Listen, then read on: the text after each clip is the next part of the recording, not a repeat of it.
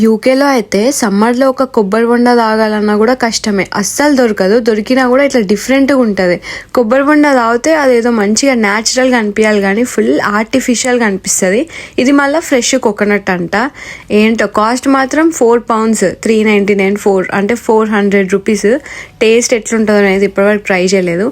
ఎప్పుడు మీకు చెప్తా ఉంటా కదా, నాకు పుచ్చకాయ అంటే చాలా ఇష్టం, కానీ ఎప్పుడు కొనుక్కోలేదు, ఇక్కడ చాలా కాస్ట్ అని చెప్పి. సో నేను ఇంకా అది మొత్తం కాయ £16 చెప్పిండు.